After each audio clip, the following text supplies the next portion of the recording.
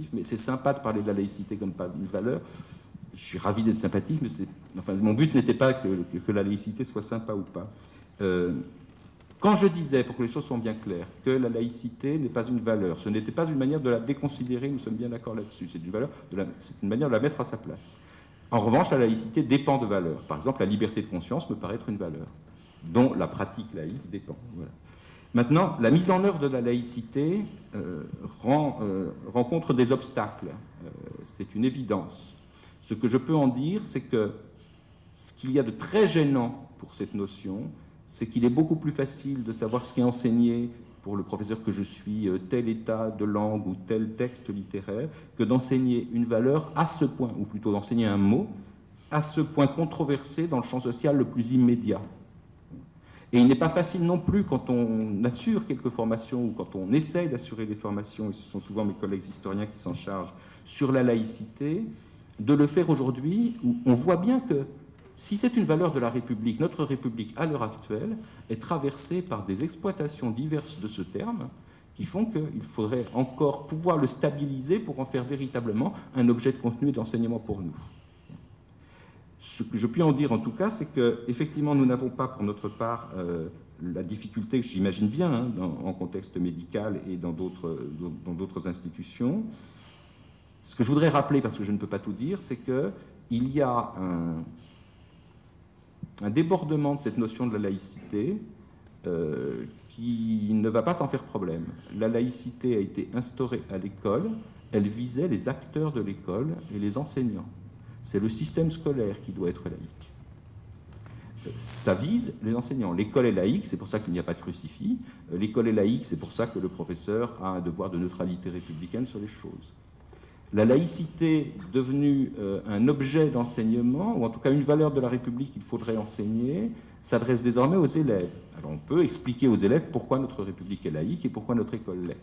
Et voilà que la laïcité devrait s'adresser maintenant aux parents, hein, puisque vous le savez, des débats existent sur le fait que les parents doivent faire montre de laïcité lorsqu'ils rentrent à l'école. Je crois, hein, ici il y a des régulations à faire, je crois qu'il serait bon de revenir aux fondamentaux de la loi laïque. La laïcité, c'est une conduite et une pratique de l'enseignement scolaire, de façon à ce que l'enseignement scolaire dise aux professeurs, aux enseignants, qu'il n'est pas question qu'ils soient propagateurs de telle ou telle idéologie ou telle religion. Et s'en tenir là.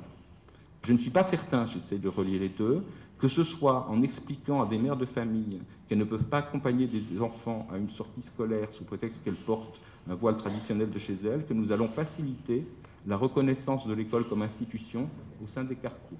Je pense que c'est une erreur majeure et ça ne nous regarde pas. L'école n'a pas à faire ce genre de choses. Et donc la laïcité, je ne peux pas en dire davantage, sinon que je suis embêté par le fait que je vois bien quelle pratique elle est, et je vois bien aussi que l'école a besoin d'un peu d'apaisement et de stabilité pour pouvoir traiter les notions programmatiques qui sont les siennes.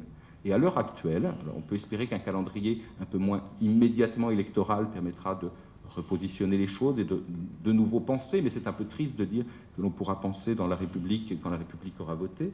Mais pour l'instant, il est vrai que les modalités de fonctionnement d'une campagne électorale n'aident pas à stabiliser ce terme.